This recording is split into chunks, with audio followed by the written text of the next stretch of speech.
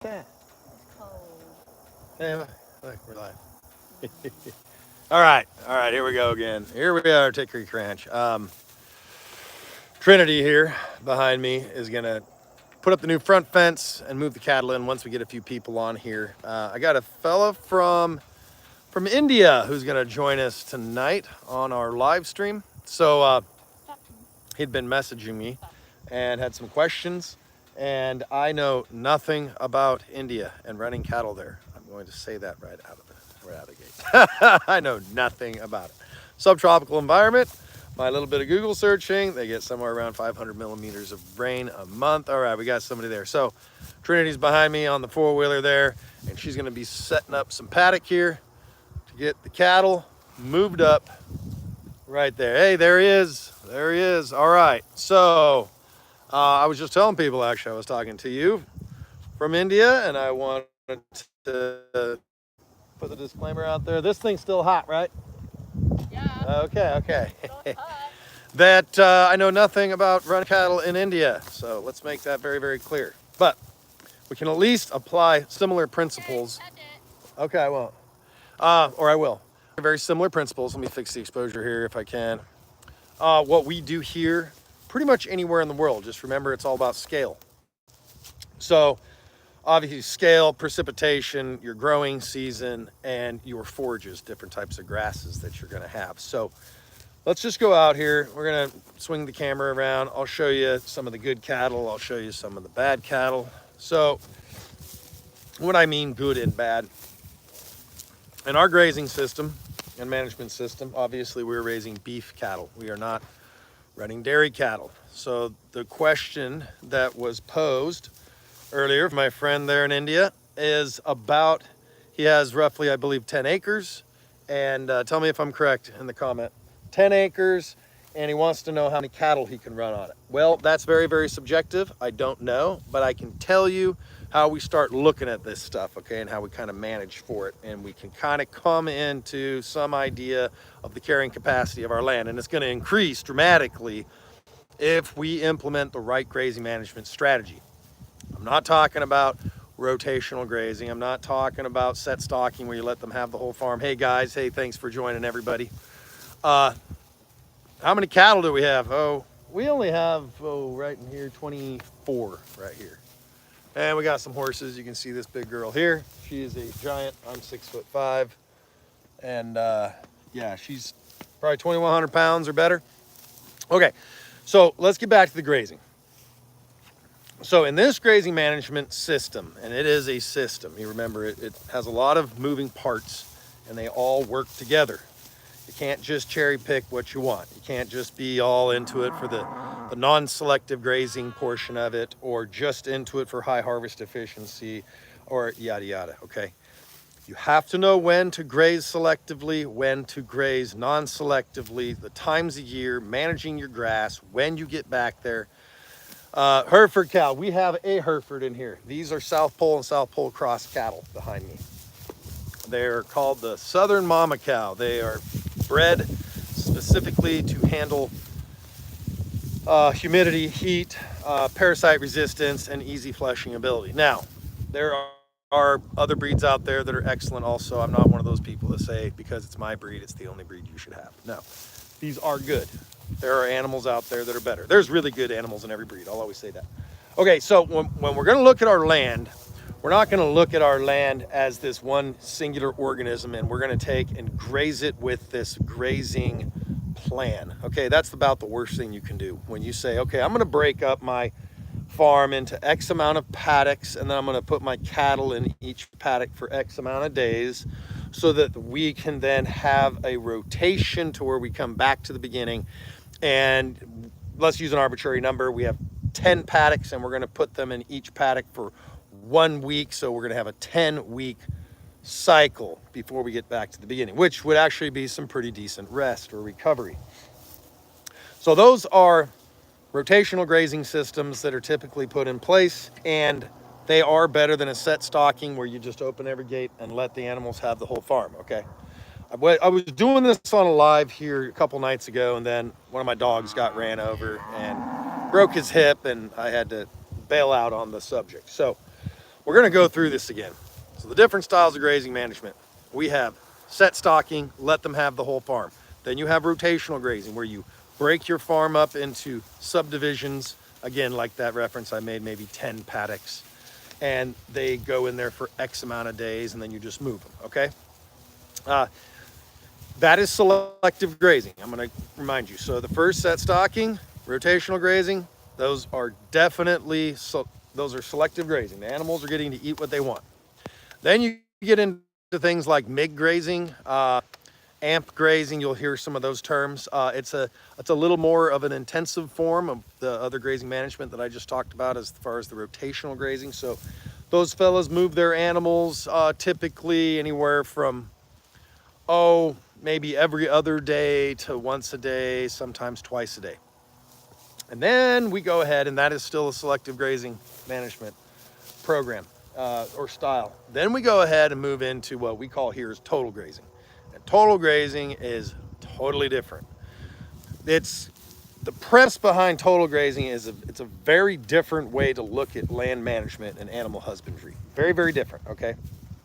So what we do is we look at the animals as a instrument to manage the land, and in turn, by managing the land well, it will pay dividends back to them, right? Now, a lot of guys look at it that way, but here's the biggest difference. We look at these animals as not a finished product. Like, oh, they're good enough. I'm going to cater my grazing management style to their genetics, and we're just good with that. So I'm just going to settle for what they can do for us. That's not how how I want to, or a lot of total grazers. We want to improve the genetics in our herd by any means necessary. So we're not teetotalers as far as like, we're only going to do registered animals and we have to stick to a very specific breed. I will put any breed of animal in this grazing management that can handle it, genetically speaking. So honestly, truly, I don't care how big they are. I don't care what color they are. That doesn't matter to me. The only things that matter to me is that they're docile. They have inherent body condition, meaning that they keep really good condition on this style of grazing. And they're very fertile. So they're going to give me a calf every single year. Every one of these girls is going to calve every single year. Those are the things that's the only thing I care about, okay? Now, if they just happen to be red and they happen to be a smaller cow and they happen to have a body conformation shape that has a big gut, short legs, smaller frame, well, those kind of always seem to go hand in hand with animals that keep better condition and flesh easier, okay? So that's what we end up seeing. Or the lighter colored breeds, they can handle the heat a little better because they don't cook, right, in the sun like a black cow does. Now, there are black cattle that are heat adapted. I'm not going to say there's not, but there's typically a disproportional amount of darker cows that are less heat adapted than lighter colored cows, okay? Shorter hair, slicker hide. So these are all things that we have to take in consideration when you start thinking about becoming a total grazer, okay? You're not going to just take your 1,600 pound cows and your 2,500 pound bulls and put them on this grazing management system. They'll fall apart. They won't breed back. They'll be sick. They'll be stressed out the whole time. It won't be good. So you'll need to breed up, though technically you're going to be breeding down your size. So you can put a bull in there, have better genetics for this style of grazing management, get the size on your animals down a little bit, and they'll convert this grass into a marketable product much, much better. Okay. So I'll circle back around all this, but I want to show you the condition. I'll point out some that are better than others. You're going to be able to see, like this girl, she's showing a couple ribs, even though she's nice and round. She gives too much milk to her calf, and that's why she has not as good a condition as, say, this girl. Right? Now that girl that just walked by, she's a little hairier. Same with that girl. Now, this is 5'11". She keeps amazing condition at all times. 803, this brindle, she's good, right? Now we have this girl here, and she's looking pretty sharp today, but we call her fence line because she typically grazes underneath the fence lines. And although she's looking good right now, she typically struggles just a little bit more than some of the other girls. And, part of that is due to the fact that she is absolutely tiny. She's a very, very small frame cow. She probably doesn't go, 600 pounds. I mean, she's like a Corriente. She's tiny. And she has an enormous calf who obviously takes a lot of nutrition from her, right? Because she's lactating. So she's feeding this large calf. She needs more nutrition. Now, she's holding together and she's doing a good job for us. Something I want to talk about, the smaller the cattle are, okay, and this is pretty much uniform and universal across the whole animal kingdom, and it's called relative feed intake. So the smaller the animal, the more feed or forage in cattle that they can actually consume per pound of body weight. And that is a really, really important thing when you're considering if you have an animal that you're trying to get fat on grass, well, you need it to eat more in relation to its size than, say, a commercial cow that goes and finishes in a lot on grain or gets crutches. I like to call them crutches. Graining, any supplementation that you have to do. We, every once in a while here, give our cattle a crutch. Well, what kind of crutch do we give them? Aside from mineral supplementation and salt, that's pretty much universal and standard and everybody does that. But what we will do when the forage quality becomes too low because it's too mature, okay, these are things you have to learn about grazing management. As the grass matures and you start seeing stuff like this, especially this one, this is like a fossil. This thing is so old. This plant, this is worthless. There's no nutrition in that. It's highly lignified. It's all fiber. So it's not going to have enough protein in it for them to ruminate properly, okay? It's the bugs in their gut that break that stuff down, and they require protein.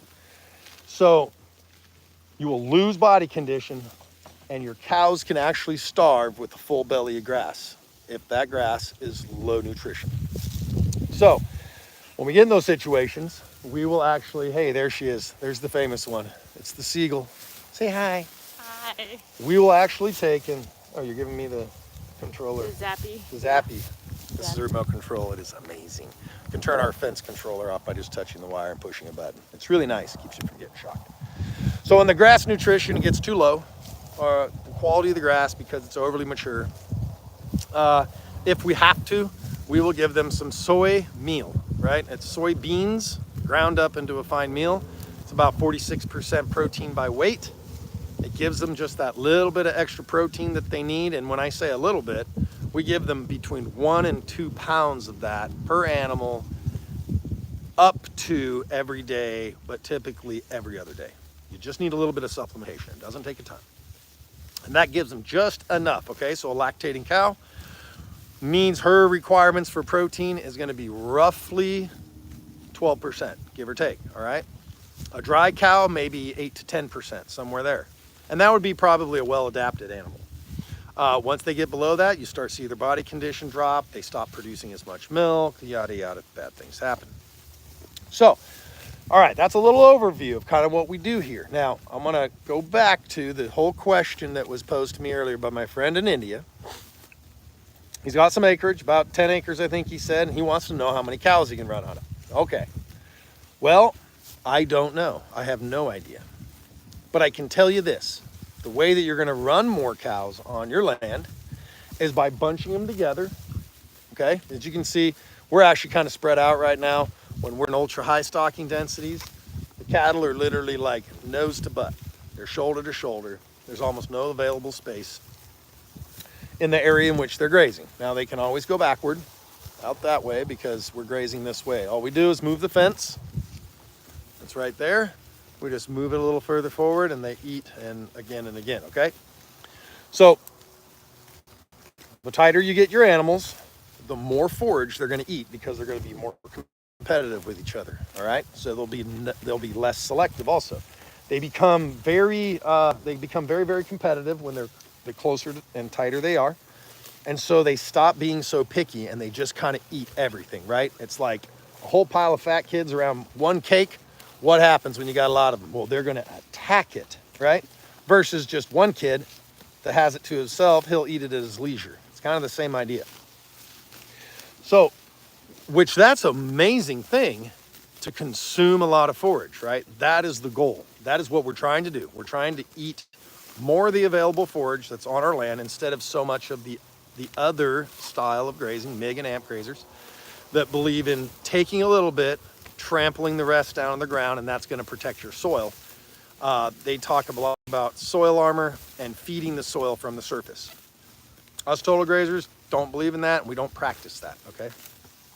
That's fine. Anybody that grazes like that, you want to do that, it's your prerogative. Awesome. I don't care. But if you want your land to be way more productive, you want to sequester more carbon, you want to increase your liquid carbon pathway from atmospheric CO2 carbon sequestration, right, through photosynthesis, turning it into a carbohydrate and exudating it into the soil, you need to change your grazing management. You need longer rest periods on your land. Really long rest periods, I should say recovery periods. When your plant becomes very, very well recovered,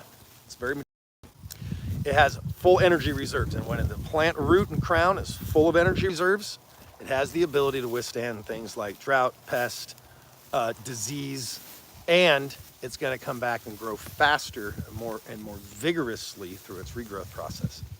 There's this idea that if you leave a lot of the plant leaf on it, right? Okay, you chew a little bit of it off and then trample the rest of it down and leave some of it sticking up. The idea with a lot of those fellas, they believe that if you leave the solar panel intact, that helped with your regrowth period. Well, on an unrecovered plant, it's probably a wise thing to do is to leave that. But if you have a plant that has been fully recovered, and you can tell that by its basal leaf that is turned yellow at the base of the plant, it's somewhere in the boot stage or it's in the flag stage, before the inflorescence comes out, which is your seed head, like this, right? This is a very old, nasty, this is beaked panic grass. It's very, very old. That is the flower of the grass. Before that comes out, you have a very well recovered plant and you graze all that off to the ground. Your regrowth is unbelievable and it comes back really thick, really dense, and it has a very, very high leaf to stem ratio. We want to get rid of the stems, okay? So if your cattle don't graze the stems off, your horses don't graze the stems off, you need to mow them off after they're done grazing. But here's the caveat. You need to do that within 72 hours of exposing those animals to that grass. And the reason I say that is because roughly, give or take, 72 hours, it's kind of the golden rule, that you start getting regrowth. And that regrowth that is coming back from that plant as it's popping back up or that blade is extending, that is all energy reserve driven.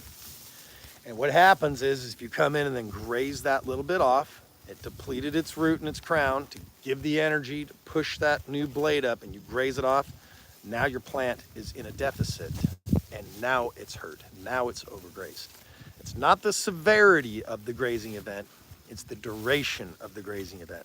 That is what dictates, in the total grazer's mind, and we're proving it out here all the time, that is what truly dictates overgrazing or not overgrazing, okay? So, back to the 10-acre thing. So you got 10 acres. I would take, let's just use just a real even number here. We're gonna say 5 cows. Now that's a very high stocking, that's gonna be a high stocking rate or carrying capacity for 10 acres with only 5 meters of rain there in India, okay? Now, I don't know what kind of grasses you have. I'm just gonna assume that they're similar to things like Bahia grass, and they have a very fast and short recovery period. So you're gonna probably wanna graze those grasses somewhere around 20 days. In what we call the green season, the growing season. And you're gonna wanna do that because that's gonna give you the most nutrition in the plant for the animal.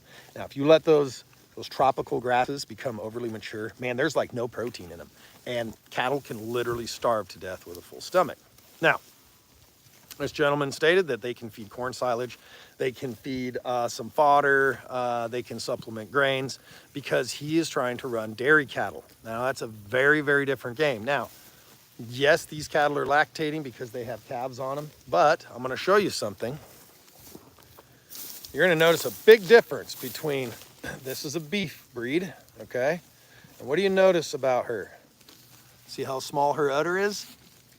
Beef cattle are not bred to have a large udder. They need to just produce enough milk to wean a calf, to grow a fat calf and wean them off, and that's it. You notice they don't have these gigantic 3 and 5 gallon bags underneath them? Well, That is where the difference really comes into play, right? A true dairy cow, I mean, some of these things like a big Holstein, I don't know, they can give up to like 8 gallons in a day. It's wild. So that is a ton of butter fat, and all that butter fat's got to come from somewhere. So typically you do have to take and supplement almost always with dairy cattle in my experience. And my experience goes all the way back to when I was a young child, and I haven't done it for decades. I was just around it. I spent a little time on a dairy. Our neighbors were dairy farmers, and they were pretty traditional. They gave them silage, they gave them grain, they gave them alfalfa, because they have to have a very, very high nutritional intake to produce a lot of high quality milk. So that's going to be very, very different. Okay, so I want to get that out of the way. But let's just go back to the 10 acres, put 5 animals on it, and you're going to put those 5 animals on it in as close proximity in the smallest paddock you can make. I highly recommend, if you can get your hands on it, I don't know what it's like in India, but a little bit of this is what we call poly wire or poly braid. I'll show it to you. It's literally plastic, basically, for lack of a better term, rope. Okay. This thing's still cold, right, Trinity? Is it still cold? Yeah. Okay. Let's see if I can focus it. There we go. You see that? And it's got little tiny stainless steel wires inside it. And those carry the current. And those are completely temporary. Every fence on our land, on the inside of it, other than our perimeter fence, is a temporary fence. That's all they are, little step-in posts. And we have a solar energizer. Literally just collects solar energy to a battery, has an inverter, boom, turns it into a high voltage pulse. That is how we manage our cattle. We keep them in here with a single strand of that, and we keep them very tight together, and we make them eat as much as they can without what? Losing body condition. They have to continue to stay fat. If they don't, they won't breed back, and then you'll have a dry cow or an open cow. So now, why am I harping on that high density? Okay, that's called stocking density. How close, not how many animals you have, not how many animals your land can support, but how many animals you're putting together really close, right, in one small area. So stock density, remember that. We're talking about how close all the animals are together. So like over here, you're seeing them kind of start to pile in there just a little bit. That for us, that's a very low stocking density. Okay, when you look out on farmers' fields and the cows are all scattered out hundreds of feet apart, that is the most ultimate selective grazing system you got. So let's talk about selective grazing versus non-selective grazing, and we'll try to go back to the 10-acre thing. So I'm trying to make this all make sense if I can. So when you graze selectively, the cattle come in here and they're going to take the best grasses, the best forages, the most palatable and the highest energy, okay? They're going to be sweet, they're going to be lush, and they're going to be highly desirable. Then they're going to take the next less desirable, nutritive, blah, blah, blah, so on and so forth. So basically what ends up happening is they go in and they attack, hurt, clip, graze, cull, whatever you want to say, the best forages, the forages you want, and then they reject all the nasty stuff that you don't want. So what do you think just happened? Think if you went into your garden and all you ever did was pull out your carrots and pull out your radishes and your turnips and your tomatoes and whatever, and you never picked a weed. What would your garden turn into? Well, it would just turn into weeds, right? You would have no vegetables and you'd only have weeds. Well, if we do that out here, the cattle will have no vegetables and they'll only have weeds. It's the exact same principle. So we have to make our cattle be non-selective by putting them very tight and make them incredibly competitive. And if we can't do that and they're not doing a good enough job, then we mow it off behind them. She's leaving me. Say bye-bye. I'm going to ride. She's going to go ride horses and train horses. So that is how you take and end up with a sward that has a lot of diversity, and you don't just end up with brambles and weeds. You've got to give everything the same fighting chance. You can't give the competitive edge to the brambles and the weeds and no advantages to your grasses, because you'll just not have any grass, right? So that is why non-selective grazing is so, so important. But don't forget, and I always have to say this because this is where most people get it wrong, that start practicing this, and I fall prey to it myself, is it's easy to fall in love with non-selective grazing. What I mean by that is when you're making them eat so much of the available forage, that you're moving across your farm so slow that it's giving the other areas of your farm so much rest and recovery that you grow tons of grass. I mean, it's unbelievable. You just grow gobs and gobs of grass, but it's going to be much lower quality. So it's really easy to starve your cattle with full bellies, right? So that's kind of the give and take. You have to learn.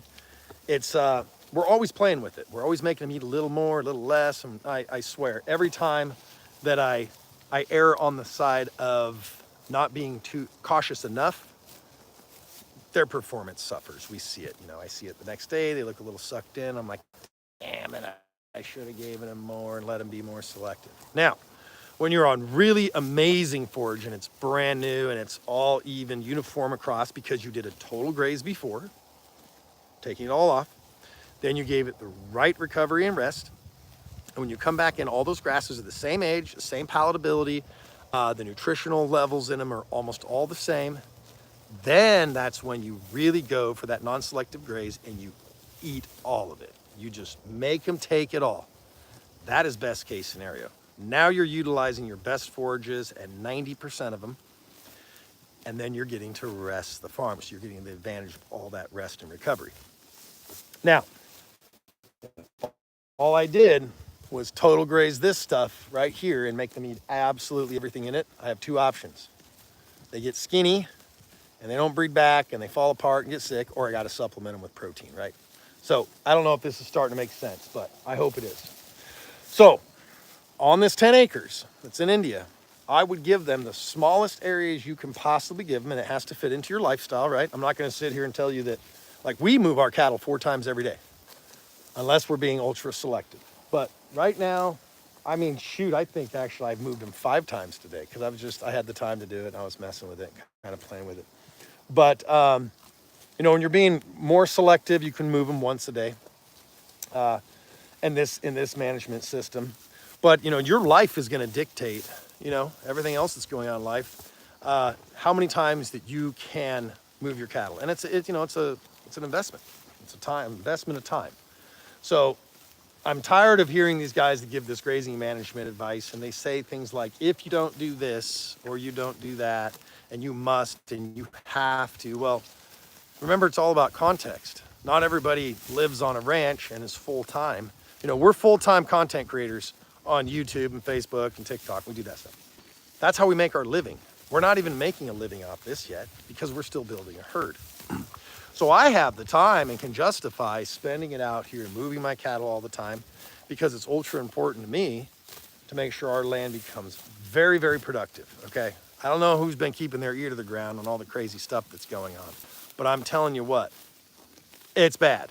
It's bad. It's like, you know, the world's kind of falling apart and stuff's going crazy. So managing my land and getting it as healthy and productive as possible without having to put a bunch of inputs into it is absolutely right at the very top of my priority list, right? Okay, let's see. I'm gonna get back to,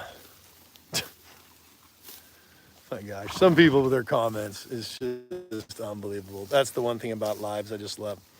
No, coyotes are not a problem for us. Sorry guys, I'm kind of going back. What is the average milk yield per day? We don't know. We don't even measure it. We don't really care. We just want our calves to look full, you know, fat, fleshy. You want to see fat around the tail head. So this is what is known as right here. This is the tail head of the cow. Now this girl is not necessarily fat, but you'll start seeing actually like rolls right here on the side of the tail. And that's one of the first indicators right here. It'll look kind of like, let me see, come on girl, bend your tail. It'll kind of start crinkling up and getting kind of, I don't know, like lumps, you know, on there. They'll get wrinkles on there, and that's an indicator of fat deposits right here. This girl just hasn't been carrying a lot of fat on her, but we're just about to wean our calves, and that's going to change the cows, the mamas, body condition tremendously, right? As soon as we wean the calves off, they'll just go and get really fat. So all that really matters right now is that that they're all bred back, really. I mean, their condition, I care about my animals tremendously. If you couldn't tell, I pet them and touch them. And, oh, geez. Half of them I can pet in here. Okay, so I keep kind of veering off course, I understand, but I'm gonna get back to it. So if you have that 10 acres of land, okay, so farming on a small scale, a lot of people, I think there's a disconnect. They're like, well, that won't apply to us because, well, you've got, 190 acres and I've only got 5, or vice versa, right? Or like somehow there's more credibility to somebody that has more land. I hear people say things like all the time, oh yeah, well, we've been ranching for 50 years and we have 3,000 acres. That doesn't mean you know anything. I'm sorry, it just doesn't. There's been people that have been doing stuff wrong their whole life. There's more people who have been doing wrong things than right things. I mean, right? So I don't really listen to those people. I don't really care how long you've been a cattleman. I don't care about any of that stuff. The only thing that means anything to me is the condition of your animals and how many of them you can run on your land compared to everybody else, right? So if you're say your county average is 4 acres per animal, and that's what you're doing, well, you're average. You're an average rancher. You're an average farmer. Cool, great. If that's what you want to do, fine.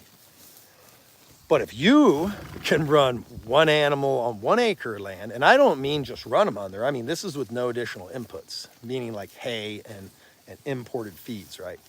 Albeit the protein supplement or a little bit of mineral, okay. But if you're having to import a lot of hay, that we're not talking about the same thing here. Carrying capacity. Carrying capacity is what your land can carry on it, and you don't have to feed them hay, okay?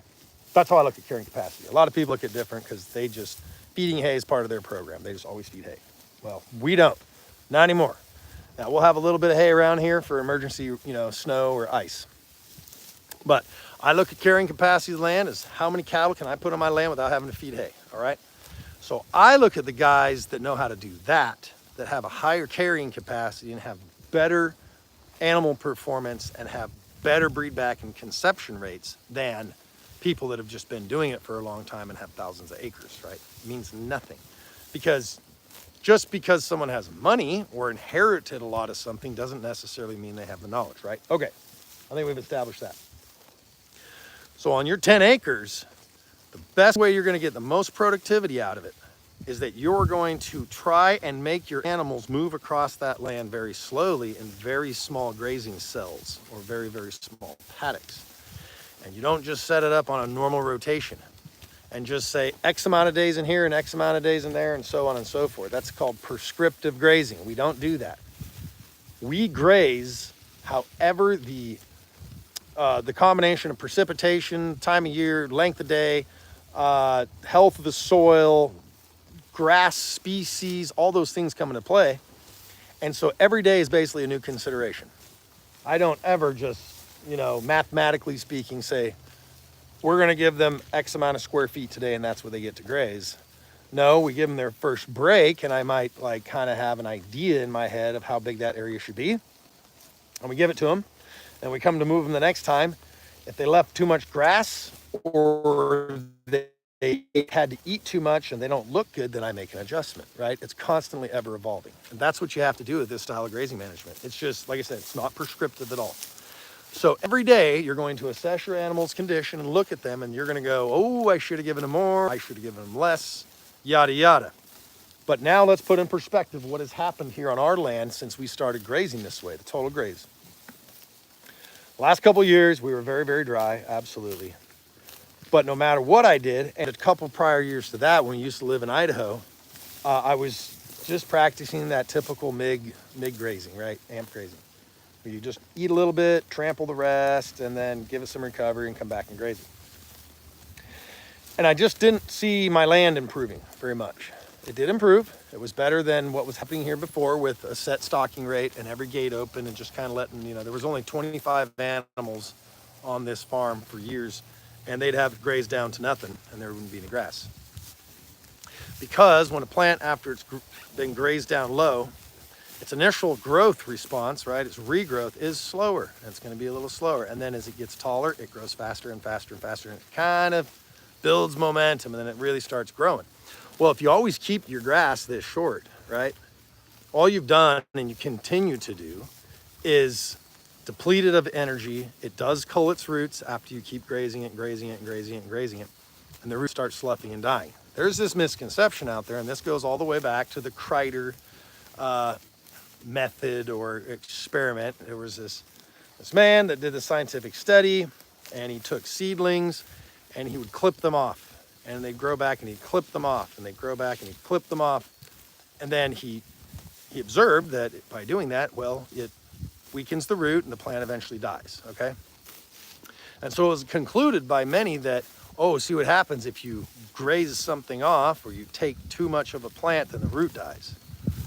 No, that's not what it proves. What it proves is taking the top of a plant off without letting it fully recover, and repeated grazings, right, or clippings, that eventually kills the plant. So I think that has been really, really taken out of context, and people have kind of run with that on these other grazing management styles and techniques and systems. And that's what they're applying is their methodology that, oh man, if you take too much of your grass, or if you graze it down too low, that the roots are dying. No, the roots will die if you're regrazing a plant that hasn't recovered. See, that's the difference. So our land, we measure our ability to grow grass by what we call cow days. It's the amount of days or animals. This is a unit, okay? So we're gonna refer to this cow, if she's 1,000 pounds, that's one animal unit. And the more cow days of harvestable forage that we can harvest, well, the more productive we are, right? And that's how we measure it. So I know how many units of animals I have and how large of an area that they graze.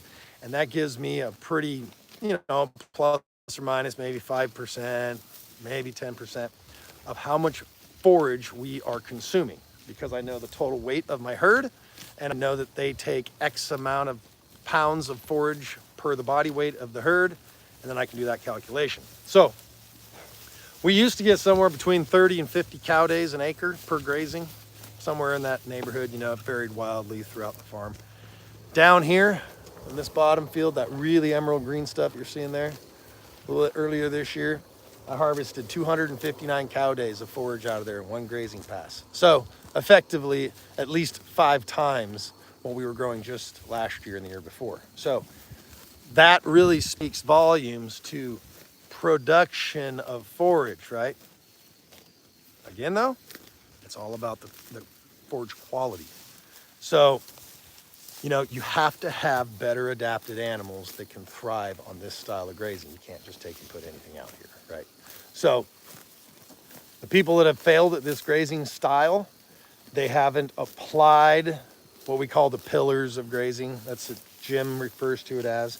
It's nutrition, it's optimal calving season, it's the grazing style and management, right? And genetics.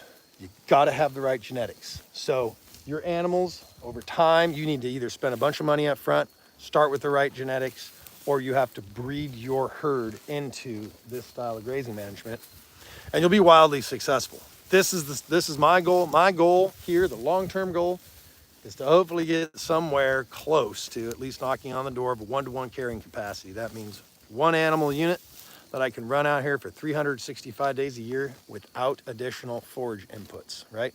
I don't have to buy hay. So that's my long-term goal. I think we'll be at a 2-to-1 carrying capacity pretty soon, maybe in the next couple of years. And then, it's just gonna take more time than that. But now, mind you, we're a little hamstringed here. Like, I might have to cuss for a few minutes straight to get one of these stepping posts in the ground here. It is so rocky. We have a ton of rock here. So it's amazing that we can grow, this much grass at all, considering that most of it's just rock. Here, I'm gonna grab a stake and I'm gonna show you. It's pretty wild. Watch, will make a liar out of me. It'll go in the ground first try. Watch. I doubt it though. I doubt it. Let's see. Let me see here. Let me get back.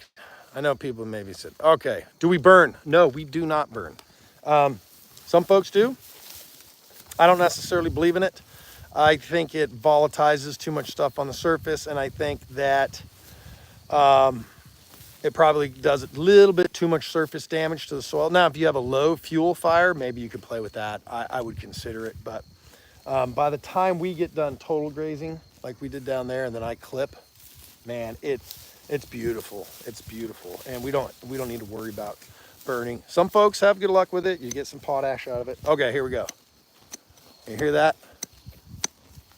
Just, that's not going in. It's still just kind of, hear that? Yeah. Yeah, so, you know, this is just proof. This is just rocks, But look how much grass is out here. It's really well recovered. So this is the first time this hillside right here, this season is being grazed. We have not even grazed this yet this year. If we would have, there would have been nothing on it because there was nothing on it. It was like some broom sedge, some weeds, and a lot of dirt showing through. So that just goes to show you the power of long recovery periods, very long recovery periods. And the grass finally starts to get doing some magic. Now, when that happens, the soil biology from those really extended rest periods starts changing rapidly. We've seen it here. I'm starting to see some major changes in the sward of grass because of the extended rest periods, okay? So,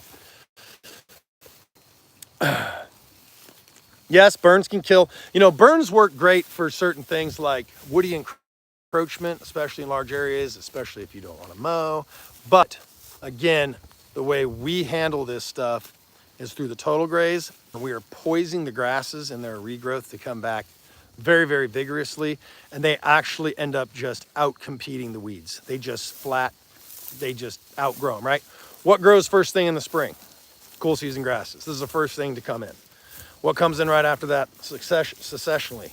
Weeds, right? As soon as it gets a little hotter, a little warmer, most weeds are warm season, at least most annuals, some perennials. And they really start coming in, right? Well, if you have hurt or weakened your grasses, especially the prior year, especially going into winter, say you grazed them off really low and you didn't let them recover before going into winter to get enough energy stores to go through the dormant season to then regrow and emerge in the spring, what ends up happening, your grass comes in the spring so slow that the weeds then outcompete them, right? So it's just kind of it's a pushing match, right? So what I do, if I want more warm season grasses, I'm gonna take and graze my cool season grasses in the spring really low and really hard and pretty early. I wanna take and put a hurting on them early. So if you're trying to say establish big blue, little blue, Indian grass, switchgrass, whatever, right? Warm season grasses, you want to encourage them. Then you wanna graze your cool season grasses shortly after emergence. Now, don't scour your cattle. If you're grazing grass that's too sweet, too new, you'll scour them, and that's bad. That's really hard on their rumen. So we just have to completely change our mentality and our mindset about how we look at grass and the recovery and rest periods that are required for it to really proliferate and really start changing the biology. I can't even talk. The biology in our soil. So that is what I've seen here, and that is how we're just growing so much freaking grass now, is that we've given it adequate time to rest. And I mean long. So half of our farm this year, we haven't grazed at all. We haven't even touched it. I'm gonna show you some of it. Come on, girls, let's go look at it. Yeah, you wanna get them? They love killing field rats. There's a ton of them out here. So I'm gonna flip you guys around real quick here. Let's see, Red Angus. No, we are running South Pole, which Red Angus is part of the foundation breed of the South Pole. They're South Pole crosses. All right, we're gonna flip you around. I just wanna show you this stuff, okay? Because this was some pretty poor junk here just not too long ago. You know, last year, this place didn't grow much of anything. And as it's recovering from a season-long rest, it is growing a copious amount of grass now, right? And the density is what's so important. We're really starting to see it fill in, and we're not seeing so much bare soil. Let's see how this looks down here. You know, it's starting to become like plant on plant on plant, right? It's getting much thicker. So you see a lot of the dry a lot of kind of dry forage and stuff. Well, that's because it's season-long stockpile. This has been growing. We haven't touched this hillside here and grazed it since last year. And it's like magic.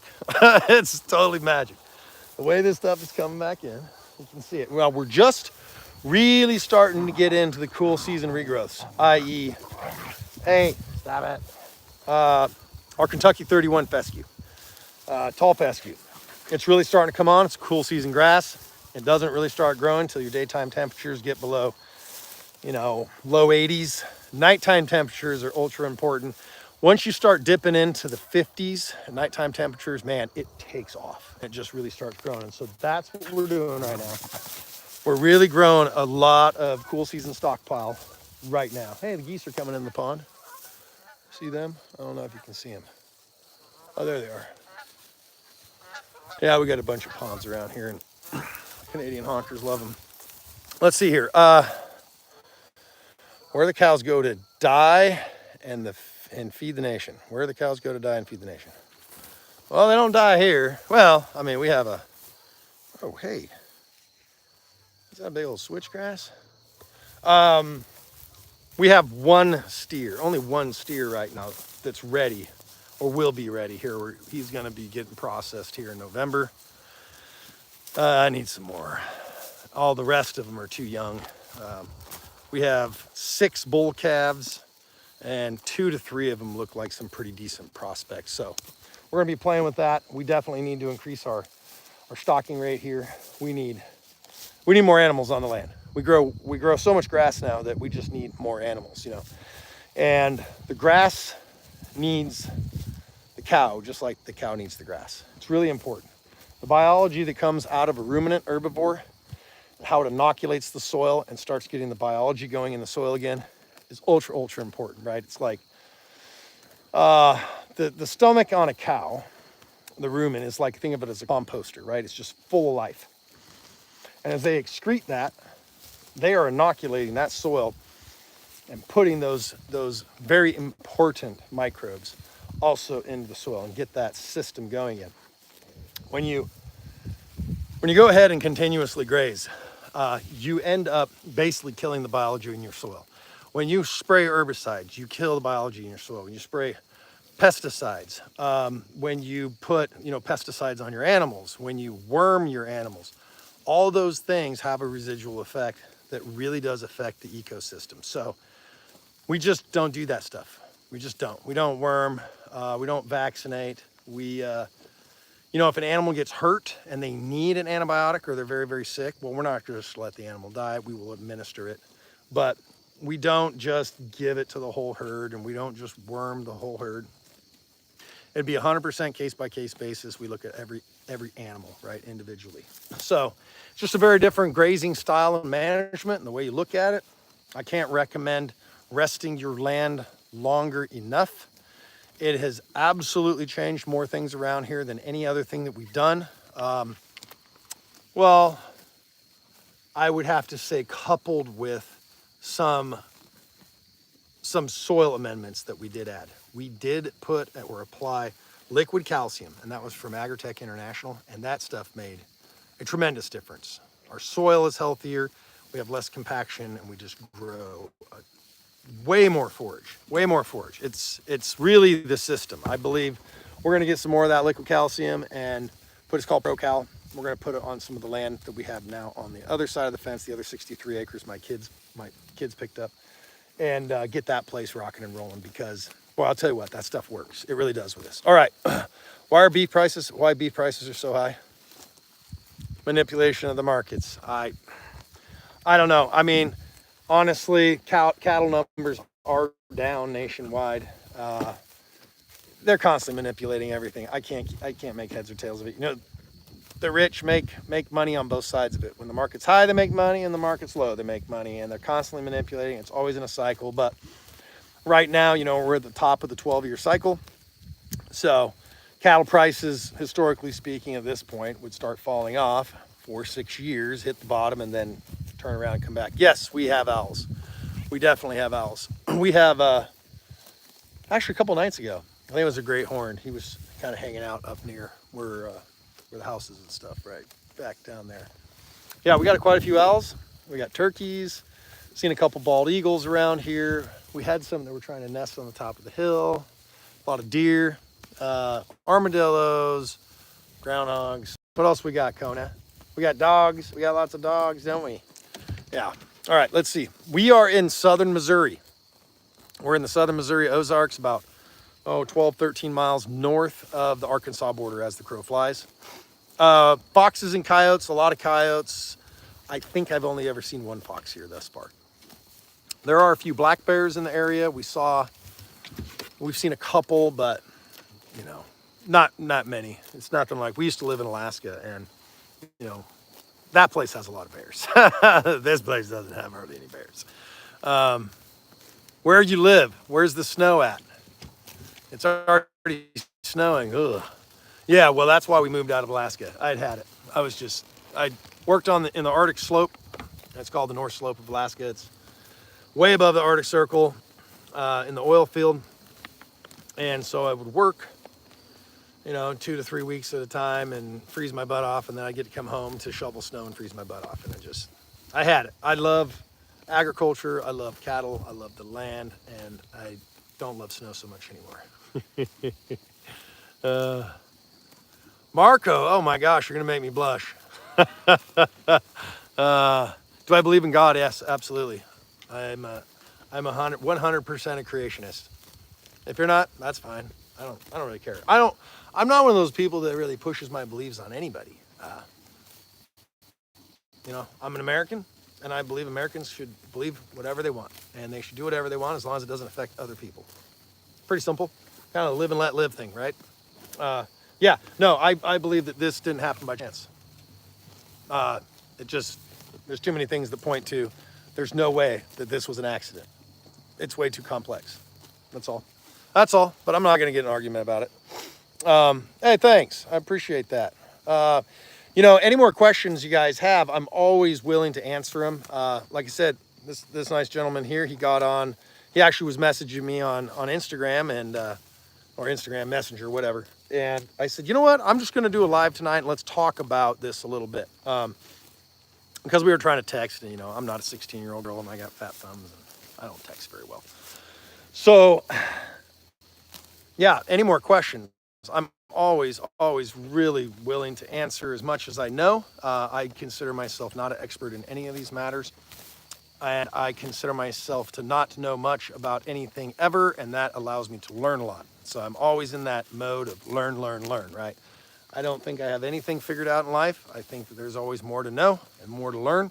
And so I keep very, very open-minded about everything that's around me and how it works together, right? Especially our ecosystem. It is so complex.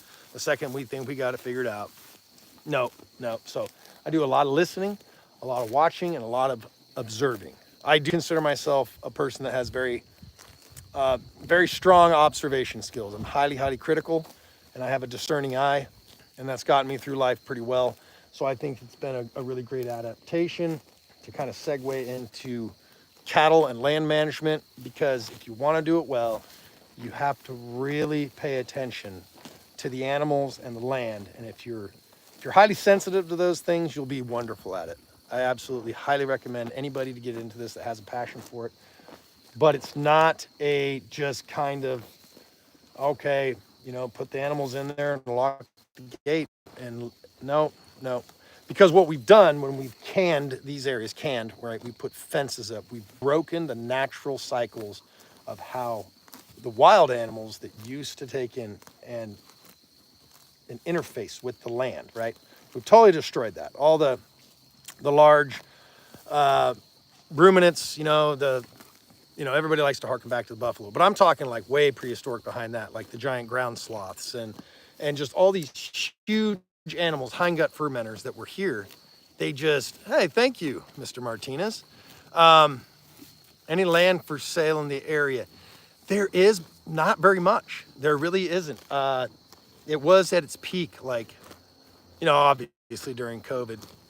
But unfortunately, there are people still here that the few pieces of the land that they're trying to sell is like, they still think it's COVID prices, But yeah, anywhere in the fescue belt, as far as raising cattle, running cattle, I highly recommend it. I think it's probably kind of the perfect fit. Yes, you have to deal with epiphyte infested fescue, which is toxic to animals. This is what we're currently grazing.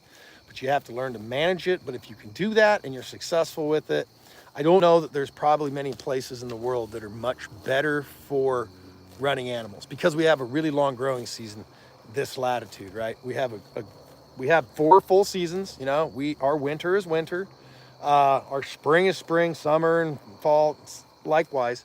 We truly have 4 seasons, but winter doesn't last 6 months of those, right? And that's what our big struggle was when we lived further north. It's almost impossible to do this and not feed copious amounts of hay because, well, if you're covered in 3 feet of snow, you better be able to feed your animals. There's a reason that herbivores, ruminants, they all migrated, right? They didn't stay way up north as the storms and the weather came in and winter came. They migrated down. They went south and then they went back north in the spring for the better grasses and so on and so forth. And it was a cycle. We've broken that with fences and highways and destroying the environment. So now what we're trying to do in this canned ranch is we are trying to emulate nature as best we can. So this style of land management, I would consider it, a form of biomimicry. We're trying to do our best, with and mimic nature as best we can. We're never going to do it as good as nature, but we try, right?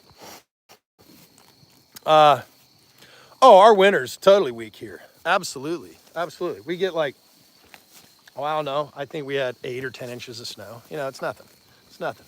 But my winters in Alaska were not weak. And I'm just over that crap, So, yeah, there's a happy medium. If you're up north, I guess you're Michigan with your Michigan gun dog. Your warm season is a great time to grow grass, especially your fall and spring. We get those really cool nights. That's really high quality forage. But your winters are just too long for me. I wouldn't want to run cattle up there, or these guys that are running operations in Alberta, Quebec. Alberta's some rough country. I spent time in North Dakota. I used to work up there in the Bakken oil field, and it's a brutal, terrible place, And I wouldn't want to run cattle up there. No thanks. Wyoming, you can have it. All right, let's see here. Hey, I appreciate it, JG. Okay. Talk about what anti-parasitic and feed through pesticides like. Sure. Okay. Yes, lake effect snow is nasty. Florida, yes, and the hamburger is just different. Yeah, the hamburger is just different. It's because you're eating Brahmas. You're eating Brahmas that have been grazing on Bahia grass, low nutritive content. Okay, yeah, let's talk about what do we do? What do we do for worming? Is that what you're talking about? Parasites? We don't do anything for them other than how we graze our cattle. So I'll talk a little bit about that. So first off, certain breeds have a higher parasite resistance than others. Doesn't mean that a cow, I have parasite-proof cattle. No, they can all get it, especially if they're stressed, they have the wrong nutrition. There's a lot of, all animals have parasites. All humans have parasites. What it boils down to is how well, or the ability that we have and how well we can take and cope with those parasites. Will our bodies keep them in check and keep them at manageable levels? And all of us, humans, animals included, all have different levels in which they can tolerate and not become, fall prey to them with mortality, sickness, and disease, and weakening them. Okay, enough of that. How we manage for parasites here, because we don't use wormers, and I was told when I first got here down the Ozarks, that, if you don't worm, your cattle will all be dead and they'll be wormy within months, and you can't do that here in the Ozarks. You're going to have them full of worms. Well, that would be very, very true if I let my cattle just graze anywhere they wanted to at any time they wanted to, because they will be picking up parasites. Why? Because they're going to be going and grazing where they manured over the last week, 10 days, 2 weeks, whatever, and they're going to be picking up the pupa from the eggs that have hatched from their manure, and they're going to ingest it, and it's going to start that parasite cycle again, right? So the whole purpose of this grazing management, no matter how deep we graze it in the sward, And the reason that that doesn't matter is because we have such incredibly long rest periods in between on most of our land. Not all of it. Sometimes we come back, within 4 or 6 weeks. But mind you, a lot of studies out there state that they have not observed parasites that have been able to live outside of a host for more than roughly 120 days. So if you're giving your pastures or your land half of it every year, half of it rests all summer, all spring, summer, fall, into winter, and then you graze it for your winter feed. And then the next year you flip-flop that. You intensively graze the side that you rested the whole year, and then the other side you go ahead and stockpile. Well, you're always breaking that particular parasite cycle, right? They're always going on to fresh, clean paddock that doesn't have any parasites in it. It's been there long enough. Any parasites that were there have since expired. So that's really the methodology behind this system, this style. Don't leave your cattle wandering around in their own crap. Nothing can live like that without getting sick. And we have not had any known parasite issues thus far whatsoever. Does it mean that they don't have parasites? No, that doesn't mean that. I'm actually going to here I don't know, here in probably another month or so, I'm going to take a couple of manure samples. I'm going to probably just take a composite of the herd. I might select from a couple of the girls that look a little rougher. And then I'm going to take some composite manure samples in it, and I'm going to get them FEC'd. I want to see what's in them and how well they're doing, right? So it's just always good knowledge to have. Now, if my herd got full of parasites, would I just not worm them and let them all die? Nope, absolutely not. I would worm them, right? But know that when you do that, you are also diminishing their natural ability to have some form of, obviously, natural parasite resistance. And also, very, very importantly, you need to understand, most of these wormers out there, now there's like Cydectin and a few others that claim that they're not so bad for parasites, for your dung beetles.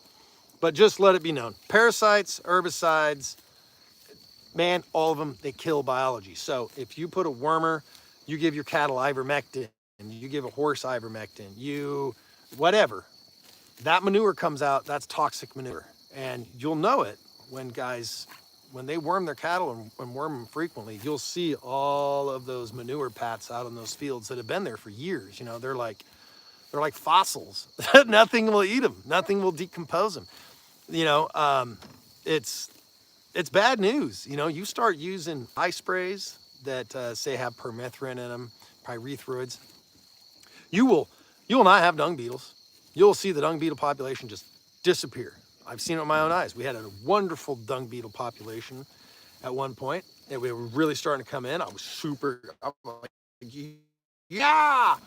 And this was back when we still weren't totally sold on the whole idea, and we wormed a bunch of our horses.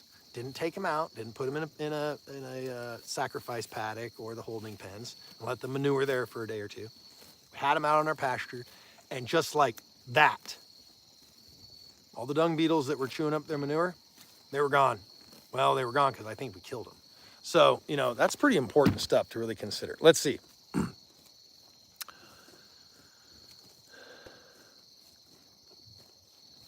Oh, yeah. So, soil biology, right? Everything that we're doing out here, we have to keep in mind that every single thing that we do on our land has some sort of effect on our soil biology. And I know that sounds super nerdy and dorky, but the soil is what makes everything happen. Without living soil, you have nothing. Without living soil, you have no life on planet Earth, okay?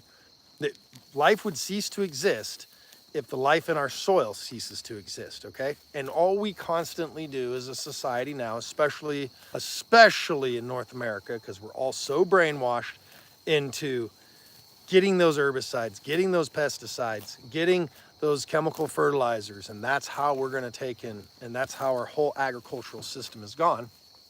All we've been doing now for like the last, 70 years has been poisoning our land, killing our soil, destroying our watersheds, and we wonder why we have so many problems with animals and disease and crop failures. It's because our soil is dead. And when your soil is dead, your plant because there's no microbes in it. When I say dead soil, I mean there's no microbial activity. And microbes are everything. If you don't have living microbes in your soil that are proliferating, you have nothing. And so when you have nothing, you have to do what to get your plants to grow? Well, they won't grow because your soil's dead. You continue putting more stuff on your soil that continues killing more of the biology in the soil to make your plants grow, like fertilizers. Okay, so you lose your soil structure. You start losing your aggregates. As your soil stops aggregating, it starts compacting terribly. Once it starts compacting, that you don't get, gaseous exchanges. And how those work, your soil respirates, it actually breathes. And how soil breathes is high pressure and low systems, and high pressure systems and low pressure systems. When a high pressure system comes in and your soil is soft enough and it's pliable enough and it has those voids and spaces in it and it's not compacted, the high pressure air gets forced into your soil. As that high pressure system moves out and is replaced with a low pressure system, your soil that was pressurized releases that. And that's the process of respiration. It breathes in, out, right? So a lot of biology in the soil consumes oxygen and releases CO2, just the opposite of a plant. Unless it's respiring, then it actually consumes carbohydrates, oxygen, and secretes CO2, right? So we want to stop poisoning our soil, stop ruining our watersheds, and we want to get our soil back to where it's full of organic matter, right? That's what we're looking for. And the best kind of organic matter is actually the long cycle carbon that you will grow, you will build, you will sequester on your land by very, very long rest periods with really mature grasses. Why? Because those roots get very big, they have a ton of energy, and those carbon exudates, it's a carbohydrate that is secreted into the soil, okay? That is what starts building. But then it goes into hyperdrive. There's some sort of metabolic change, and I'm not a scientist, so I can't understand it or describe it to you. But there's metabolic change that happens in the plant once it becomes very mature and super energy full, and it actually starts excreting, and it converts to a lipid, not anymore just a basic starch. And what happens is the microbes in the soil proliferate like crazy. They get super big and they grow like crazy, and there's billions and trillions of them, and the dead bodies from those, right, as their life extinguishes, what's left behind is basically their ectoskeleton. It's their carbonous form that's left in the soil, and it can be really, really deep in the soil, okay? Because if you have deep root exudates, you can have life down there, but you can only have life down there if your soil isn't compacted, because if it's compacted, then you'll start going into the ranges of anaerobic activity, right? The deeper you go in the soil and more compaction, the less oxygen, the less microbial activity, the less that roots can penetrate and go down. So see, it's a whole system. So if you're looking at your land and you see plants out here and you see a lot of weeds, okay? And what kind of weeds? Well, let's say taproot weeds. Asters are one. Ragweed, giant ragweed, common ragweed, those are taproot plants. Thistles, another great one. So if your land is covered in that stuff, what is it telling you? It's telling you you're compacted. If your soil is compacted, it's most likely because you're very low in available calcium. So you need to know your base saturation levels of your soil, because your magnesium is probably high, and the magnesium bonds very, very strongly molecularly. The clay platelets, and they concrete, right? They cement, and it makes it very compacted. So taproot plants, by the natural process of succession, they're coming in, and that taproot is breaking and going down, and it will start cycling that calcium that's very transient because it's very, very heavy, and it will start bringing it back to the surface. And that's how you nutrient cycle, and you start breaking that compacted layer and you start getting that system going again. But what do? Because we're so smart, and man has to rule over everything. It's our domain, right? We're gonna force it to do what we want. Well, we spray herbicides to kill the weeds because we don't want weeds. Well, I'll tell you, the most surefire way to make sure that you always have weeds? Spray your weeds. Because if you kill the one and only thing that can actually correct your soil, what do you think is only going to ever be able to come back there? The plant that successionally comes in by nature to fix the soil. So if you kill your weeds that are fixing the soil, the weeds are going to come back, and you're going to always fight it. I challenge anybody who sprays fence lines, tell me what's on your fence line, what comes back after you spray it. Weeds. Spray it again, weeds. That's all that comes back, right? You break the biology, you destroy the soil, you break the soil structure, you lose your aggregates because herbicides, pesticides, all that stuff destroys fungi, it kills microbes, and without fungi and without microbes, you got nothing. It's just that simple, guys. All right, I've really flapped my neck. Let's see. We need weed. Well, some of us do. Lots of it. All right, let's see. Here we go. Old Pecan Homestead. Okay. What's your favorite type of beef cattle? Well, currently, I mean, we're running South Poles, and I like them. They're good.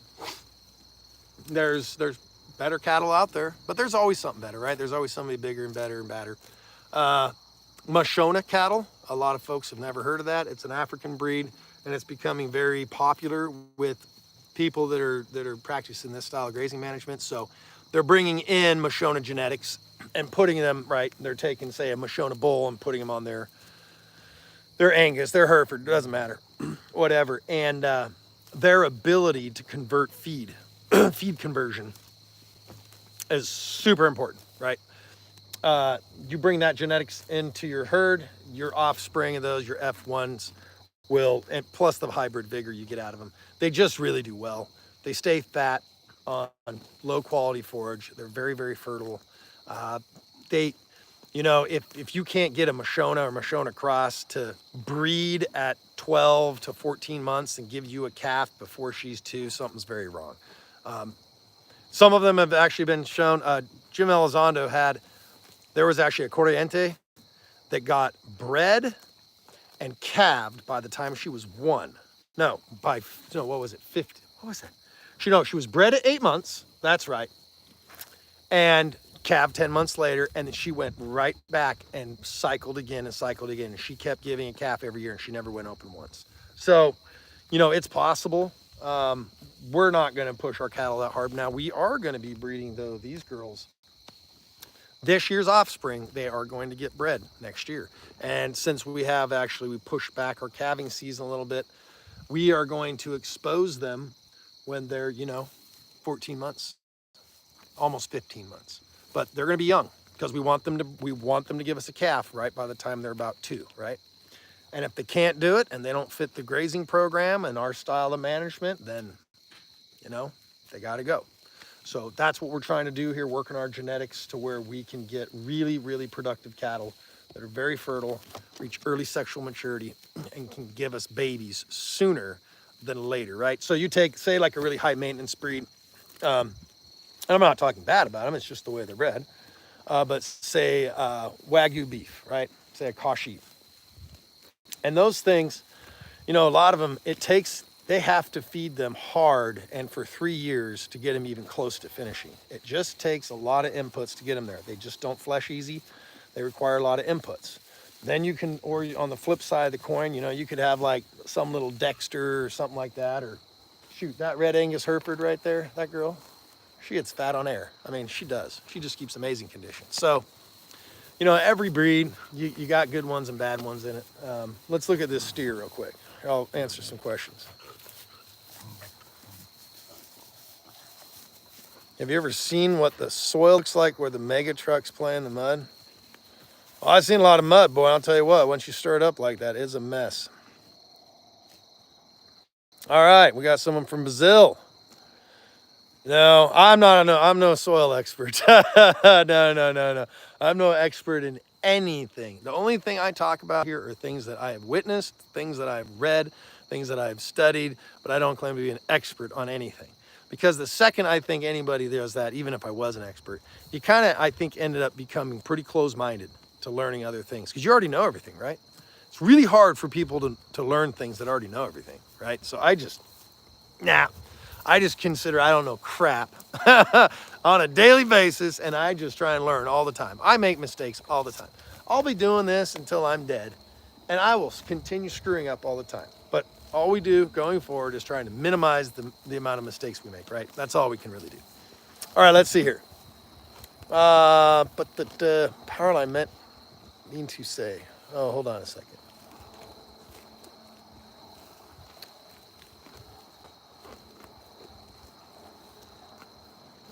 Oh, yeah, yeah. Are you talking about like power line clearings, right of ways and stuff like that?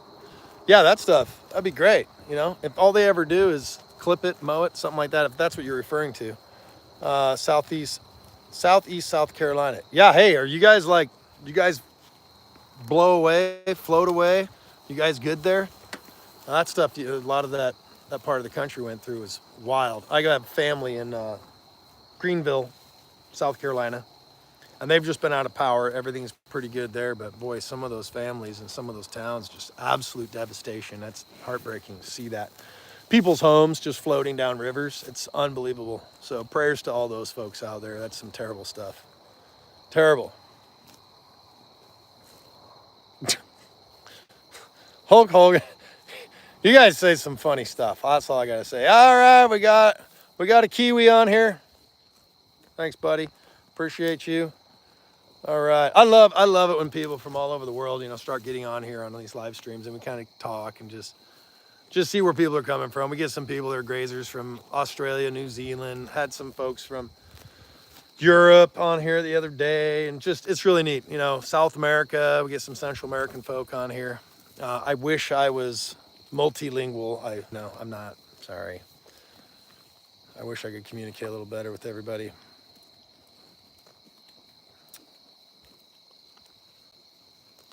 Oh yeah, nettle. Nettle's great stuff. I actually, when I see nettle or I see ragweed, I'm actually like, all right, we're getting close. Yeah, all right. Woo, we're about to grow a lot of grass. So that's kind of the indicator for me. I know a lot of folks, when they see, especially around here, they see ragweed, they start freaking out. Oh, I gotta do something. Blah, blah, blah. No, the ragweed's your friend. For me, I love it. I'm all about it. Do I like looking at it? No. Do I like the pollen it makes? Absolutely not. It doesn't tear me up bad, but it kills some other people here in our farm. But what I do is I wait just till about, you know, it's just starting to pollinate pretty hard. It's just about to really go to flower. And I mow it. I mow those fields. And right after that, because that time of the year for us here is just about absolutely perfect. It's end of summer. We're just starting to get into fall. The nights are starting to cool. So the cool season grasses are just starting to think about turning on. And you take all that competition off the surface. Man, it comes right in. Here, let's I want to show you something that I just mowed here. And I just want to show you guys the regrowth that's coming in, so you can kind of understand what it looks like when we're done and what it looks like a few weeks after, right? So let me fire this thing up. If I can do this. Lose my glasses. Come on, girls. Let's go. We're gonna go up here. Oh, I better make my fence sparky before I have the calves all get out. Here, I'll show you guys how this thing works. It's pretty slick. I mean, I know this isn't like rocket science, but I'm easily entertained. So right there, see that? We got nothing. Go ahead and hit the on button, sends the signal back to the charger, and boom. Voltage, we're hot. It's not very hot right now. I think I got a little bit of grounding right there. It's only 8,500 volts. And I probably don't have the greatest ground at the charger. All right, let's go up the hill. I'm gonna take you guys up here for a little lick-see-poo. Let's check this out. See you, kids.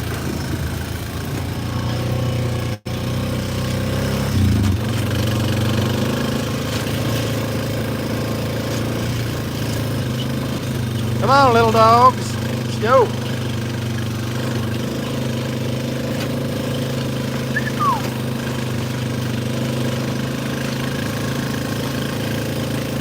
All right.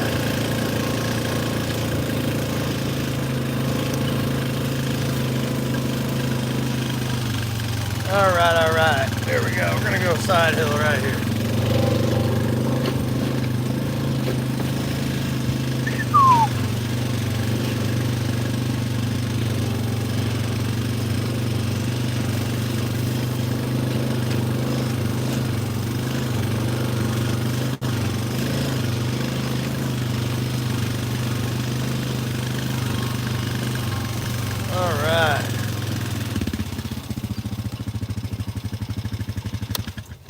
All right, I still got some people with me. Great, I didn't lose you all on the ride. All right. So this was all clipped here. I mowed this short, about as short as my bush hog would go. And we did this here, gosh, let me look. I think this was about 18 days ago. Oh, hey, there's some deer over there. I'm gonna scare them all off. I don't know if you guys can see her running right there. They love it up here. The deer have absolutely been just coming in like wildfire because we have something that a lot of farms around here don't have, and that is really sweet, fresh, leafy, nutritive vegetation because I mowed it at the right time. That's super important. I made the mistake before cutting it too late in the year and not well recovered also, right? It wasn't full of energy. So I was like, oh yeah, I'm gonna cut that. I'm gonna get this great regrowth. No, that was it. I mowed it, didn't come back. Well, so this field that you're looking at here behind me, I'll kind of just do a little pan around here, not make you sick. This is about I don't know, 18, 20 acres up here. And we grazed this early in the spring, all right? We ended up coming up here, and this was probably, in May, early May. And we spent about 6 weeks up here grazing around in a circuit. And then I just didn't like how it had regrown, or the recovery, it wasn't ready. And so we said, screw it. So we jumped down there and started marching down the hill and worked out to the front. So we grazed this once early in the spring, and then I rested it the whole summer, right? Late spring, summer, and then just, like I said, 20 days ago, something like that, I came up here and I mowed off this unbelievable stand of ragweed. It was tons of ragweed. Oh God, it was miserable looking. It looked terrible. Well, that's because we grazed our cool season grasses early, a little too early, but I had to feed them something. And so it put them back, and the cool season grasses didn't get to come in fast enough, strong enough, hard enough to suppress weeds, right? Well, we got a little bit of nettle, a little bit of pigweed, a little goat weed, not that bad, but we had a lot of ragweed. All right, so fast forward, what did I do? Mowed that ragweed off, like I said earlier, after it was, hey, come on, right before seed, and lo and behold, underneath it was just this load. That's it. You load. You guys are troublemakers. Oh, all right, now you're gonna get in trouble. Load. Sage, you stay. They're bad. They're worse than my kids. Stay. No, troublemakers. You keep barking. Well, if you stop barking, I'll let you down. Okay. You be good. Stop being pests. Gee, Christmas. Hey, come here. All right, so underneath it was very high density grass with a really, compared to what it was, very close, tight interplant spacing. And it's really, really, really just unbelievably made huge differences. There you go again, that rest period, that long rest period, and a severe grazing event, right? I mowed it ultra low. So I think the proof, you can see it. It's very vegetative. It's beautiful. It's leafy. It's really just starting to come on now. And I think that we're going to just have an unbelievably nice stockpile of winter forage up here. And it's going to be a heck of a lot better. It won't be as high yielding, but here, this hillside that's been rested all year. But again, that's our emergency. That's our savings account right there, right? Anything happens, droughts, whatever, you run out for, I have a, oh geez, there's 4 or 5 months of forage right there on that hillside. It's thick, it's dense, it's got a ton of yield. Let's go look at it. I'll show you what this season-long stockpile looks like, okay? It's really good to start seeing these things because I think a lot of people have a misconception of what a season-long stockpile looks like, what a regrowth looks like, something that's been total grazed, something really close to the ground. It's all very important. All right, let me get back. You guys are blowing me up tonight. This is wonderful. I really appreciate all the interactions here. Hey, Russia. All right, Dostrovia. That's all I know. Comrade. I don't know much. Columbia. DJT Outdoors. Let's see. Do you only feed your cows naturally? I mean, let them find their own food. 99.9% yes. Yes. We don't feed grains. I've said before earlier in this, if you're still here, we feed, if we have to, we will feed a little bit of soy meal protein, which is just a soybean that is ground up right into a meal, kind of a powder almost. And just for a protein supplement if they have to have it. Now, I hate doing it because it's soy, and you know, in America now, I don't know if there is any soy that's not GMO. I don't know. And you know, they spray it and everything else, but good luck trying to find organic soy meal. So, you know, you got this day and age, unfortunately, you're almost to the point where you kind of have to pick your poison, right? All right, let's go down here. We're just coming into it now. So, let's see here. So again, it's just, let me finish with the comments here. You guys are doing great, and I'm doing terrible keeping up with you. Best cattle for starter rancher. I would say anything small. Gilbert, supposed to have extremely quick mature time. Yes, the South Poles are pretty good. Corriente crosses are good. Dexters are good. You know, a lot of these smaller breeds. Basically, I just look anymore. I'm like, I don't really care about breed. I know there's a lot of good ones out there, but when I see something that's smaller, more compact, smaller frame, but very heavy for its relative size, right? So meaning short, squat, like a teapot. When you find cattle like that, man, they just flesh easy, right? You get these things that are great big tall things with big old long legs. They just do terrible. Go ahead and put a Holstein. I dare you to put a large frame Holstein out on this and just take bets on how long it takes her to die with a full belly. She will starve to death out here, right?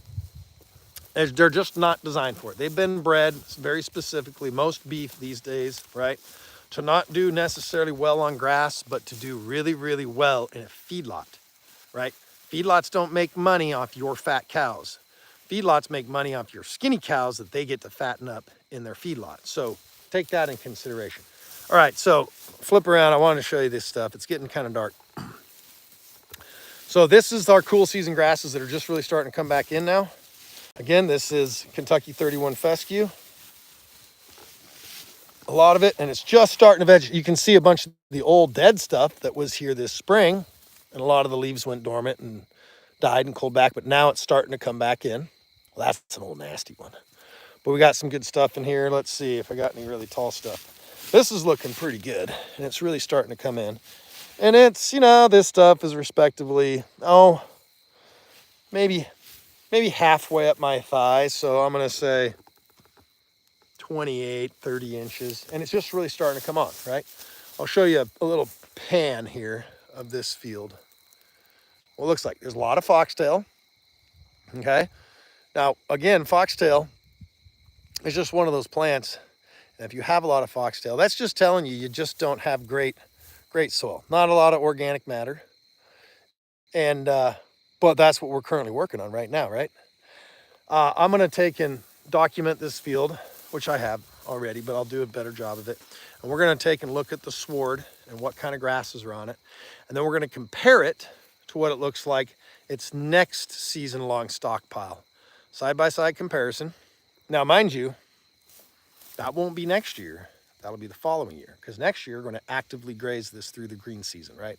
So that means spring, summer, fall. We will graze across it. Once it's recovered, we will come back and start over again. Only when grass is recovered should you graze it. That's something I need to be very, very clear with a lot of folks. In my opinion, in my experience, you are better off to feed hay than to graze your grass that is not yet recovered. You will shoot yourself in the foot, and it will affect you not for weeks or months, but even years in your productivity, getting that to come back and finally be productive again. If you hurt your grass bad, and especially going into winter, man, it just doesn't come back. It is literally like someone just turned the switch off. So Yes, I would rather feed hay in the middle of summer than go out and graze grass that is not ready to be grazed. Absolutely. I would do that 100 times to 1. Always. I mean, I've done it. I mean, we sacrificed early this spring, and I knew I had to make a major grazing management change. We're all told by so many people in the spring, during the spring green up, go out there and take your cattle and just race them around the farm. Let them just tip graze, just take a little bit, move them fast, move them fast, move them fast. Well, there's a couple things that happen that's really, really bad. First, you're grazing grasses that are not yet recovered. They're coming up with energy stores, right? It's coming from the roots and it's pushing that up, and then you took it off before it had time to photosynthesize to rebalance and put enough energy back in its roots. So you put your grass in a deficit, and plus you probably scoured your cattle. There's a really good chance that you put your animals into ruminal acidosis, and that will masticize later in the season as all sorts of wonderful things like foot rot and pink eye and a myriad of other things due to the fact that you damaged their immune system, right? Their gut is so much of their immune system, and if you damage their gut, you damage the immune system, they get sick, and you fight that stuff. So fingers crossed now, I say it, and I'm gonna have to eat my words at some point probably, but we have not had pink eye. We don't have it. I haven't seen any signs of it whatsoever, but I do manage my cattle different. So this spring, during that spring green up, like I said, they tell you just to go race around and eat all the tips. We didn't do that. And I knew that was wrong because I did it for a couple of years and it always shot me in the foot, but all the experts say to do it. No more. What I did, I had enough I had enough hay that we opted to hold them back another month. I mean, everybody had their animals on grass, and here we were still holding them back, feeding them hay for an additional month. But I knew that I needed to get my grasses a head start. I had to give them a chance because the farm was in such poor shape and the grasses were so weak. I had to just give them every fighting chance I could. So we fed almost every single bale that we had left, and that squeaked us out one additional month. We fed all the way through the month of March. Everybody else is grazing in March. We fed them out, and it was absolutely the best decision I've made yet in my grazing career, okay? That was the best thing I ever did, was let the grasses in spring get up, get mature enough, get ahead of the grazing. Because what happened when it comes up and it's really small and you start grazing it, you go around your farm so fast that you come back to paddocks that are not yet recovered. And now here you are grazing them again, not recovered. And that further weakens them. And that makes you graze around your land even faster to get back to the beginning quicker. And pretty soon you're just like, you're just zooming around your farm and you're like around the whole thing in a month or 3 weeks. And oh no, and it's just a mess. Slow down, consume more of the forage, let the grasses get recovered, at least recovered, fully maturely recovered, not seed head, but maturely recovered, at least energy store balance, blah, blah, blah, all that stuff. Then graze it. Then you'll be successful when you just grow more grass. We used to shoot ourselves in the foot all the time by doing exactly what I said, grazing too early. So if you can stop doing that, you will see unbelievable changes on your land. Other things I would say is just never let your cattle have access to any grass for more than 3 days. 3 days tops, even if you can only move them every 3 days, okay? You're not a crazy person like me that moves their cattle 4 times every day. Great. Don't be crazy like me unless you have nothing better to do in life. Put your cattle in a paddock for 3 days, tops, then move them. 3 days, then move them. And after you move them, mow behind them. You will see unbelievable improvements in your sward. Absolutely will help you so much. All right, let's say, okay, ragweed actually is very high in protein also. It's very nutritive. It's one of the best forbs your plants or your cattle can graze. Now, if you run in high stocking densities like we run our cattle eat that stuff like Skittles. They love it. They eat ragweed like no one's business, no problem. I don't have to force them or anything. Now, if you're running selectively, yes, you can spray them with, some guys will mix up molasses, and spray them and sweeten the plants to help them consume them. But when you go to ultra high stocking densities, 400,000 pound per acre densities and up, they eat it. They eat thistles. They eat, man, they eat everything, just about everything but this stuff right here. Well, buckbrush. They don't eat buckbrush either, which is also known as coralberry. Here you go. Right there. Right? What's that? Goatweed, also known as woolly croton. Actually, it's woolly croton known as goatweed. This stuff right here. I really can't get them to eat it. When it's very young, you know, it's about that tall, I can get them to eat it. But it gets too woody after that. It's pretty unpalatable. All right, let's see here. Gorgeous farm, thank you. We put a lot of work in this place. Absolutely. What's Unc doing on the field though? All right. Let's see, here we go. You got 27 acres, but 4 dedicated to pasture. Yeah, you need to get some more pasture. Let's make some more pasture out there.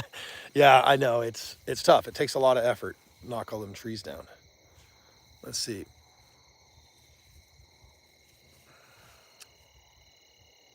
Okay, so breed heat. Again, heat adaptation, right? Adaptation. Super important. Again, we're going to talk about that. Mashonas, great breed for heat. South Poles, great breed for heat. So you're looking for animals that have a slick coat, right? A slick hide with an oily kind of, yeah, just an oily coat. Short hair. Those are going to be more heat adapted naturally. You know, some people like their Brahmas and all that, but no way. I see way too many fleshing issues with them. They just don't gain, you know. South Poles, I mean, people just absolutely love them. They're hard to beat. They're a good starter cow. They're smaller frame. They're very, very docile. They flesh pretty easy. Yeah, if you can get your hands on some South Poles, South Pole crosses. Dexters, I don't think that they would be a great choice for down here. It's too hot where we're at. Now, I don't know about necessarily your climate. I don't know where you said, but now, you know, there's some Black Angus that are heat adapted, right? It's just all about the breeding program and the management. You know, you can get them in any breed. Uh-oh, I keep doing stuff. Oh yeah, that dog that got run over, he is currently at the vet, and they're gonna do a surgery that cuts the top of the bone off on his femur, right? The ball. So it dislocated his hip so bad it completely destroyed the joint. There's no ligaments left intact. And so how it works is they cut the head of the femur off, right? Like you have in your femur, it goes into your hip. They actually just cut that off, and what it ends up creating after they cut it off, the muscles and the scar tissue and all that, it ends up tightening up and getting strong enough, and it ends up just like their front shoulder, right? Most animals, their front shoulder has a floating scapula. It's actually not connected by anything other than tissue, soft tissue, and that's the kind of joint it ends up creating. And we've been reassured that he'll heal up and he'll live a full, happy life and be a dog and run around like a crazy thing again. So we'll see. I mean, I've been living with a totally torn apart shoulder for years now, and you know, if I move it to the wrong spot, it dislocates, but I get around and work and do everything else I still need to, and I'm missing a bunch of ligaments in there. So, you know, yes, but he should be good. I think he's gonna have the surgery in the morning, but he's currently at the vet staying the night. Oh, let's see. 5 or 8. Now, what are we talking about here? Sorry, I don't know if you're talking to someone else. I'll butt out if you are. All right, I'm gonna try and catch up. You guys have been blowing me up here. Native grass is coming back. Yes. Thank you for the question. I hope you're still here. Sorry I didn't get there. Okay. Absolutely. We have big blue stem, little blue stem, switchgrass, and yellow Indian grass. We have not yet seen Eastern Gamma on the farm, but I expect we will see it soon. The stuff has been coming in like crazy. Total grays, ultra high stock densities, and long rest periods. And now all these magical grasses are showing up. So yes, it's incredibly encouraging. It's amazing. I expect to see more and more all the time. You know, the diversity that you get from the total grazing is what really is selling people on it. and they practice it like just even a few months, and they're like, oh my gosh, I didn't know this was possible.